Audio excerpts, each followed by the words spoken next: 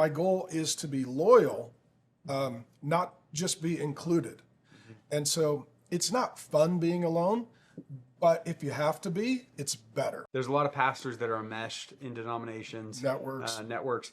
I've had a front row seat to that behind the scenes of seeing the pressure that's applied to you.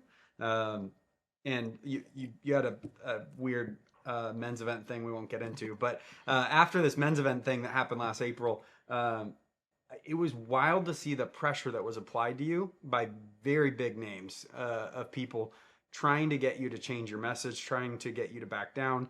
I saw Big Eva act like a cult, like a mafia, like we are going to shut you up for saying something that goes out of line.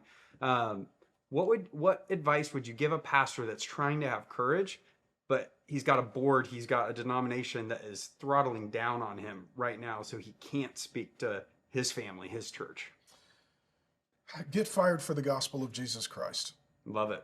The most important, or be canceled and lose your platform and move across the country and start over from nothing.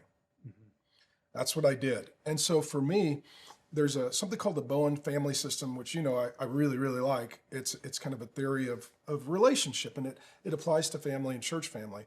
So you've only got three options. You've got enmeshment, where we're all together, and when crisis happens, the proclivity, the propensity is for people to flock together. This is why in nature you get herds and pods and flocks and schools.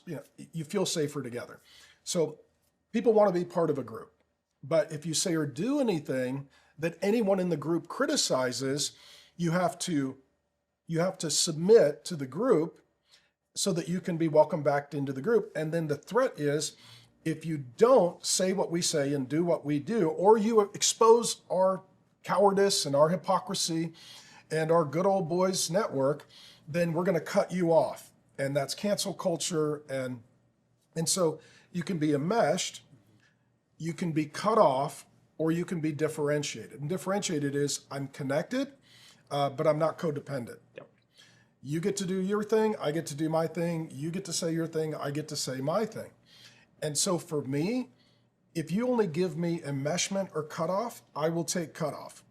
Now, not with my wife and kids. Right? I'm going to do everything to be in, but with some entity, some organization, it's like, if you're going to cut me off, that's fine, because at the end of the day, my goal is to be loyal, not just be included.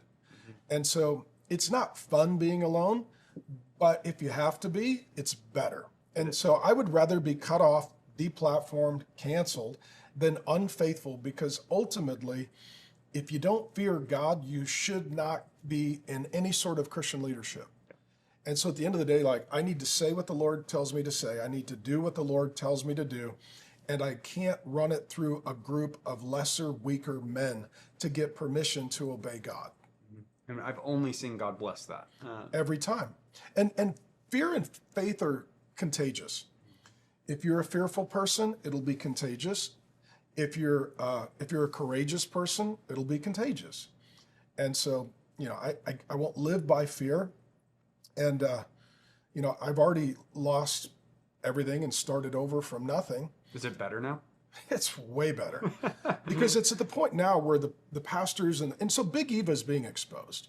So right now, what we found when the Trump administration started, doging the government, you're like, there's a lot of corruption, there's a lot of waste, and there's a lot of taking care of one another and not taking care of the constituency. Big Eva is in the process of being judged by God. Big Eva, denominations, certain networks, platforms, they're being exposed. It's crazy. And if I didn't have a front row seat to it behind the scenes, I wouldn't necessarily believe it, but it's weird. I mean, it feels like mafia level pressure to get you to cave, and you won't do it. No. Well, and part of it is at the end of the day, I would either do my job or quit, but I wouldn't keep my job and not do it. And so, yeah, there is constant. I mean, you're around. There's constant pressure. I mean, I've got big church pastors and networks and denominational leaders and texting me, applying pressure. We're going to have to cancel you. We're going to have to cut you off. We're going to have to criticize you. And it's like, at this point, I've been in it 30 years. It's like the DMV. You're number 127, stand in line, you know? And As long as God says, well done, I'm not sure much else matters. well, and the key is not to be arrogant about it, but to be humble enough to not care about what they think. And so arrogance kill you every time. And I would never say I was a humble man, but this can't be out of like, I am anti-authority. I do believe in authority. And I believe the best authority starts with your family.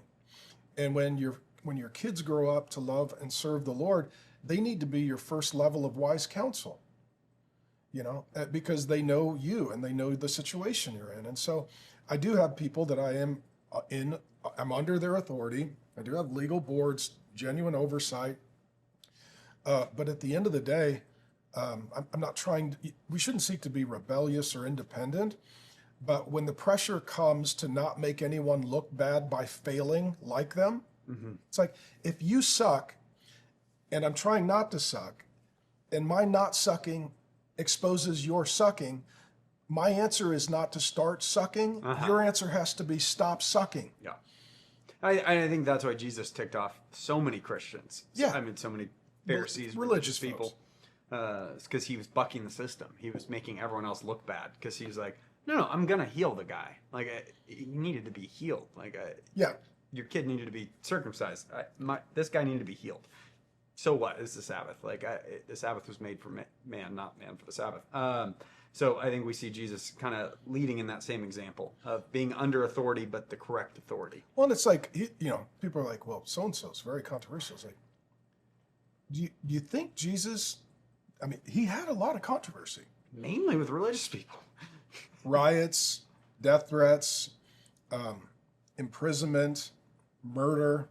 I mean, it's hard to think, you know, being faithful to Jesus means staying out of trouble. I mean, Charlie died because he was serving Christ. Thanks for watching this video.